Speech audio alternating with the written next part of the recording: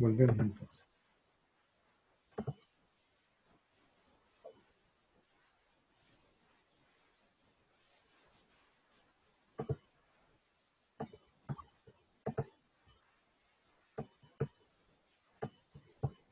Ok, entonces teníamos este nuevo modelo, y, que era como la NOVA, pero con el efecto aleatorio de los cursos.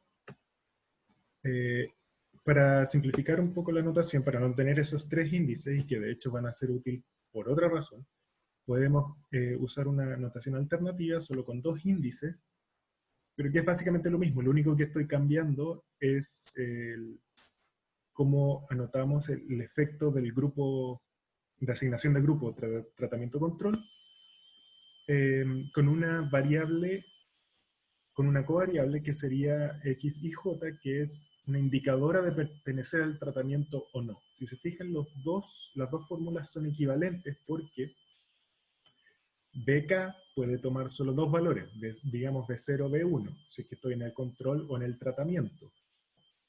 Entonces, cuando K vale 0, la formulita de ahí me queda, para cualquier J me quedaría mu más alfa J más B0 más el error. Y lo mismo pasaría con B1, cambiando B0 por B1. Entonces, equivalente a crear esta covariable, que es una indicadora de si pertenezco al grupo tratamiento, porque si el alumno I del curso J pertenece a tratamiento, entonces esa covariable vale 1 y le estamos sumando el B1, que era lo anterior.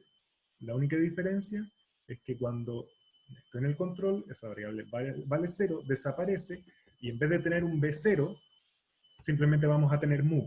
O sea, estos modelos son equivalentes tomando mu, el nuevo mu, igual al anterior mu, más B0. Va a ser como la nueva media de base. Es el grupo control, entonces tiene sentido. Así que, bueno, todo esto, si tienen preguntas en cualquier momento, me pueden interrumpir también. Entonces, en este nuevo modelo, tenemos dos parámetros que miden la varianza. Uno es sigma A, sigma cuadrado A, que va a medir la variación de las medias de cursos en torno a la media general mu. O sea, la media general va a ser mu, y en torno a eso, entonces, los cursos van a ir variando, y esa variación está medida por ese parámetro. Y después tenemos la variación sigma, que es la de la observación, en este caso la de los alumnos, en torno a los cursos. Entonces, tenemos dos medidas de variación: los cursos en torno a la media general y los alumnos en torno a los cursos. Aquí se puede ver ya para dónde vamos con esto de los niveles. Aquí habría dos niveles: el nivel de alumno y el nivel de curso. Dos niveles de variación. Y por eso esto, en la literatura, se llama Components of Variance, o se llaman Linear Mixed Models, porque tenemos, mixed se refiere a que tenemos efectos fijos, como por ejemplo el mu, o el B1, que son deterministas o fijos, y tenemos el efecto aleatorio, que sería el alfa J, que es el efecto del curso. Entonces, tenemos este modelo, ya no es algo como tradicional que se haya ultra estudiado como los anteriores, entonces es bueno comentar cómo se estiman los parámetros, porque uno puede proponer un montón de modelos, obviamente puede ser tan creativo como quiera, pero si no somos capaces de estimar bien los parámetros del modelo, no sirve para nada. Entonces, hay teoría al respecto que se desarrolla, que también es un tema súper interesante. Quizás esto ya se escapa del foco del curso, porque en el curso nos interesa más el tema de cómo aplicar estos modelos en contextos de aprendizaje, pero siempre, si tienen duda, podemos conversar un día sobre esto, les puedo dar más referencias también sobre la teoría que está detrás de estos modelos, de cómo han sido desarrollados y de cómo se estiman estos parámetros, porque son problemas interesantes también. Existen dos algoritmos que son los más comunes el de máxima verosimilitud, que es lo típico. Aquí la verosimilitud de los de los I y J no es tan sencilla, pero si tomamos el vector por cada curso y lo denominamos IJ, obtenemos una expresión para la verosimilitud que es cerrada y es fácil de expresar y de analizar y que entonces podemos maximizar.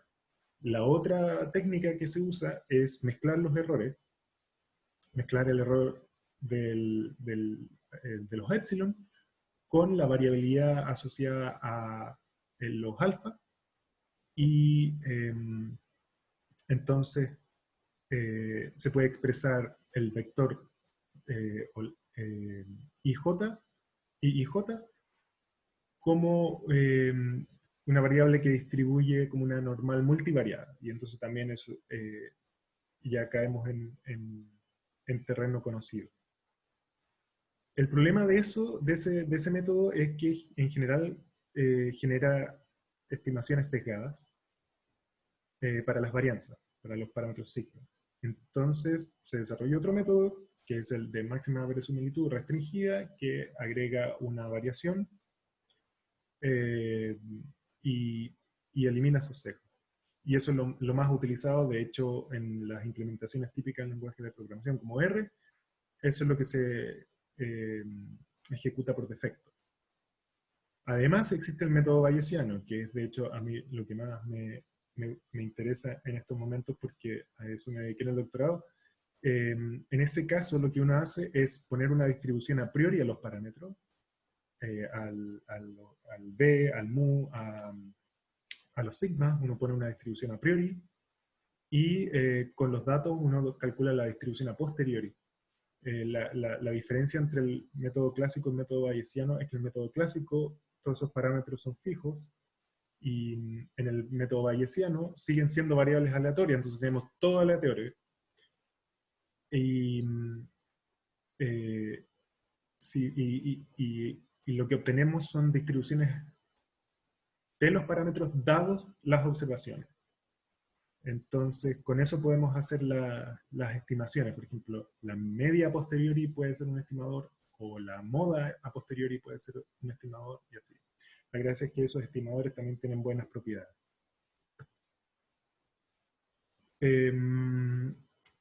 Y entonces, tal como les decía, esto va a ser una seguidilla de peros. Aquí ya estamos alcanzando los últimos peros, que vamos a ver en los últimos 5 minutos. Y es que el modelo está asumiendo de nuevo que hay independencia entre grupos, en este caso entre los cursos. Pero como ya habíamos mencionado, hay dependencia entre los cursos de un mismo colegio. Lo más probable es que varios cursos compartan el mismo profesor. Entonces, tenemos que llevar esto a un nivel más. Pero la gracia de estos modelos de Linear Mixed Models es que nos permiten generalizar de manera bastante sencilla. Simplemente agregamos un nivel. La fórmula que tenemos aquí es igual a la anterior, pero ahora si se fijan ya no tenemos solo alfa j, tenemos alfa jk porque decimos este es el efecto del curso j de la escuela K. Entonces, la observación IIJK, que es la diferencia de puntaje o el puntaje de el alumno I en el curso J de la escuela K, va a ser igual a una media general más el efecto del curso dentro de una escuela más el efecto de la escuela aislado más el efecto de si es tratamiento o control.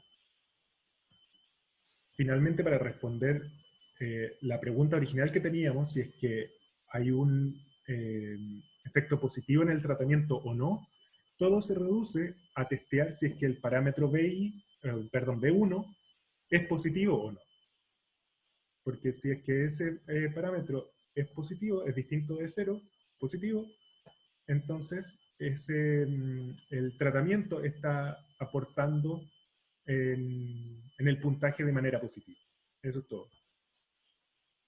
Pero ahora tenemos un modelo mucho más robusto que nos permite generalizar, que cumple y para el cual se cumplen los supuestos, porque teníamos estos supuestos de independencia que antes no se cumplían, ahora sí, porque hemos agrupado a los alumnos en estos bloques.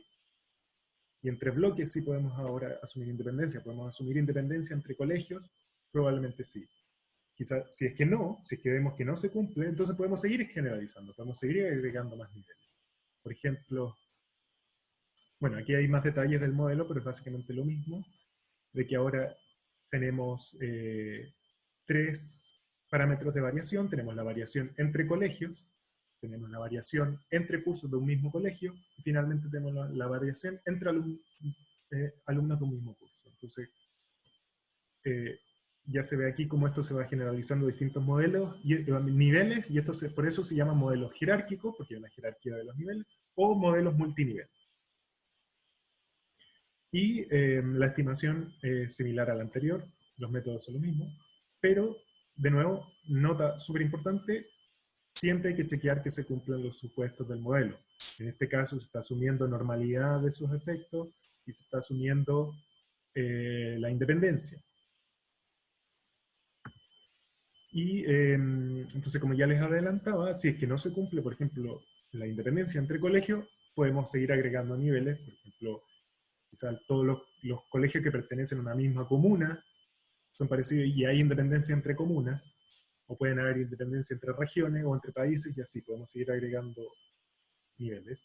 Y la fórmula se va a ir agrandando de manera similar. Además, de manera interesante, podemos seguir agregando otras covariables con efectos fijos, porque estos modelos también aguantan eso, no es solo efectos aleatorios según niveles, sino que podemos agregar otras covariables, como promedio de notas, que puede afectar también el puntaje, el desempeño de los alumnos. El género también es algo que se agrega normalmente. El porcentaje de asistencia, y así un montón de otras cosas que pueden ser importantes o no, pero es interesante testearlos. Entonces, al agregar estos parámetros asociados a otras covariables, podemos testear si es que efectivamente el tratamiento es importante o no, si que hay un efecto si que hay un efecto del promedio de notas, si que hay un efecto del género, si hay un efecto de la asistencia y así. Entonces, en la práctica lo que uno hace es que agarra los datos, propone un modelo, propone otro, agrega, quita variables, y hay test para ir comparando modelos unos con otros para ver cuál es el que explica mejor los datos que tenemos. Y así uno llega a las conclusiones. Y estos están en general implementados en un montón de lenguajes de programación. O sea, no es que ustedes tengan que hacer los cálculos a mano, como me imagino que tuvieron que hacer en las pruebas de estadística. Existe el lenguaje de programación R, que es orientado a estadística y por lo tanto y también es modular. La gente desarrolla paquetes, los comparte, y hay un montón de paquetes disponibles para correr estos algoritmos que estiman los parámetros de estos modelos. Hay otros desafíos aquí, esto no se acaba aquí, lamentablemente, pero eso es lo que lo hace entretenido. Otro desafío es que muchas veces hay datos faltantes. No todos los alumnos van todos los días a clase. Y justo cuando tomamos las pruebas, a lo mejor al principio faltaron algunos y en la segunda prueba faltaron otros. ¿Qué hacemos en esos casos? Muchas veces se descartan esos niños, ¿no? Pero a lo mejor hay información importante que puede ser utilizada, y efectivamente hay gente que se dedica a esto, a estudiar, a investigar, y ha encontrado métodos donde se pueden incluir a estos niños y mejorar las estimaciones. Finalmente aquí hay algunas referencias, por si quieren después echarle una mirada a estas cosas en más detalle. Así que eso. Johan, ¿Sí? aparte de subir el video de la clase, ¿podría subir la presentación también para referencia más rápida? Sí, sí, sí, de todas maneras. Vale, gracias. Así que como les decía, Esto es un poco para contarles qué es lo que se hace en la práctica para medir para resolver este tipo de problemas. De hecho, Roberto tiene un paper con otros colaboradores donde aplican estos modelos multinivel a datos de cuarto básico en escuelas chilenas para medir el impacto de unos ejercicios que desarrolló el Minedu. Eh, Hay otros datos disponibles que tenemos de alumnos de primero y segundo básico en lenguaje y en matemática, donde se hizo un análisis preliminar, súper sencillo, calcular medias tal como les mostré al principio, y donde entonces sería súper interesante ver qué es lo que pasa con estos modelos multinivel, y también quizás probar otras ideas que ustedes tengan. La idea es que ustedes también propongan. Nosotros tenemos datos disponibles, pero la idea aquí no es que yo les diga qué hacer o que Roberto les diga qué hacer y ustedes ejecuten. La idea es que ustedes también, con todo lo que les hemos ido mostrando, estas son ideas y guías, pero ustedes pueden hacer su propia investigación, sus propias propuestas. Nosotros vamos a disponer los datos y ustedes ven qué es lo que les motiva y las ideas que vayan haciendo. No sé si tienen preguntas. Perdón por pasarme unos minutos, pero por todo esto de que se cortó la reunión, me estoy pasando un poquito.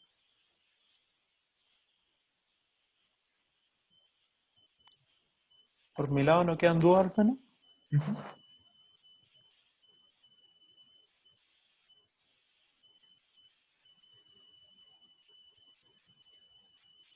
Súper. Entonces, eh, yo les hago una pregunta ahora. ¿Les interesaría aprender un poco más de R y de cómo se ven ejemplos aplicados de estos modelos con algunos datos? Eh, ¿O les gustaría pasar ya a otro tema y solo ver R y estos modelos en detalle con los que se quieran dedicar a analizar este tipo de datos? Eh, Yo quiero ver las cosas de R. No sé si yo también. alguien más. ¿Sí? Sí, yo también. Perfecto. Súper. Porque no sé si han tenido algún curso donde hayan visto R, por ejemplo. Yo en ningún curso. Tengo un poquito de experiencia autodidacta de una práctica, pero muy poca cosa, Ok, la verdad. súper. Súper. Entonces les puede servir como quizá, si no para esto, para la vida y el futuro, porque R al menos se usa un montón y en el mundo académico o en el mundo de la industria muchas veces se pide como requisito tener algún cierto manejo de R, así que bueno, voy a preparar algo para que hagamos algo práctico entonces y ahí sí les voy a enviar los detalles, ojalá para que en la próxima sesión todos tengan instalado al menos R. Partamos ya con eso listo. Vale, muchas Yo, gracias. no hay de qué, un placer. Si tienen cualquier duda también me pueden o mandar un email eh, o voy a postear mi email, mi información en el foro, o pueden escribir en el foro también, si piensan que la pregunta puede ser interesante para todos, eh, pueden postear las preguntas ahí. Para Oye, ¿Sí? uno se escucha. Puta, Se escucha bajito. ahora sí.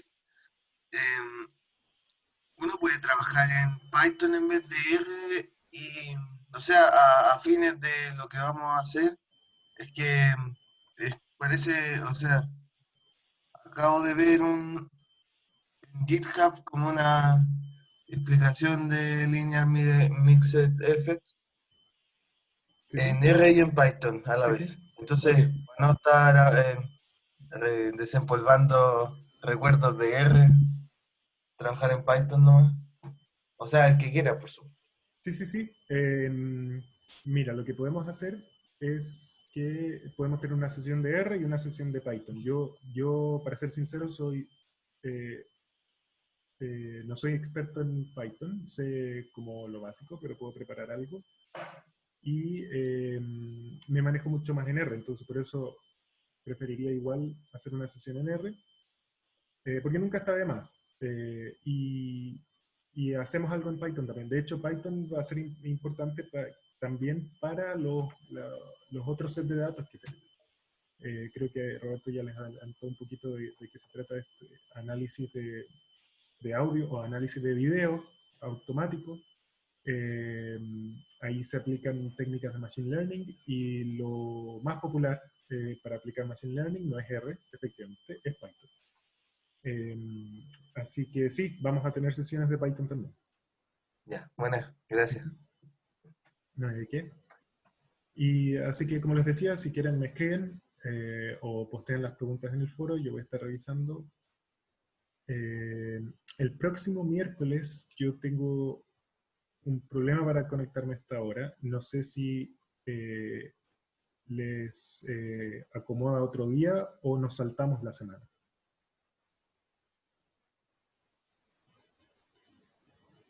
Lo complicado es hacer calzar los horarios.